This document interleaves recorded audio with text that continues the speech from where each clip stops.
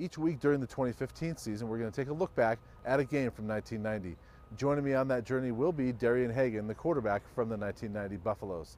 Hope you join us throughout the season as Darian and I take a look back at the memories from 1990. All right, we are back for a look at week 2 of the 1990 season. We're here with Darian Hagan, who you played a little bit that season, I think.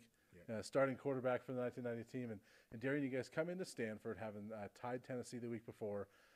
You kind of humbled you guys a little bit with that. And then Stanford, not a very good start to that one. So first off, talk about the feeling coming into that game, your home opener. Well, it was our home opener, and, we were prepared, for that game. Coach Barnett, Coach Donato did a really good job of preparing us. We thought that we could come out and we can do a number of things on them offensively. We thought we could run the ball right down the middle on them. We thought we can get to the perimeter on them. And then, lo and behold, they had a totally different defense prepared for us. They came out on the 46 Bear defense, which, they pretty much covered up all our interior linemen, forced those guys to block one-on-one, forced us to the perimeter, which we couldn't get there because it was loaded to the box. So it was kind of hard in the first half, and we struggled. We struggled offensively, and they did a really good job against us. I think they went up 14-0 in that game right off the bat, off of a couple of turnovers from you guys and just some miscues. So they took an early lead, which is surprising because they were kind of a 500 team that year. But you guys really answered the bell from that point on your defense, which we mentioned in week 1, kind of sputtered at the end. They really rose to the occasion. Then the offense followed suit, right? Right, absolutely. Alfred Williams had a big game. Alfred had a couple big sacks. We forced them to punt the ball to us, and we were able to, get rid of the option and go ISO. And our fullback, George Hemingway, was killing their inside backers, and Benemy was able to squirt through and get some long runs against them.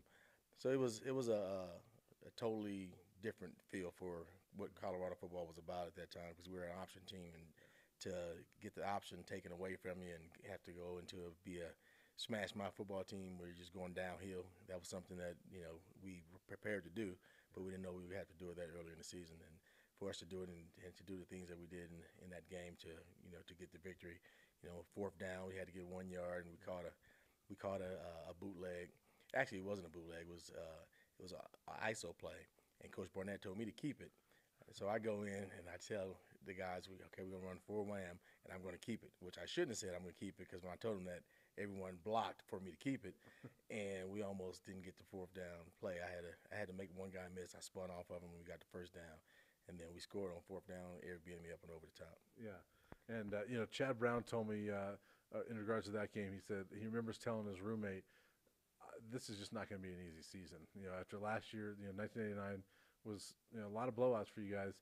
He knew at that point this was not going to be an easy season. Could you tell at that point that it was going to be that way? I did. I could tell that we wasn't firing on all pistons like we had the previous year.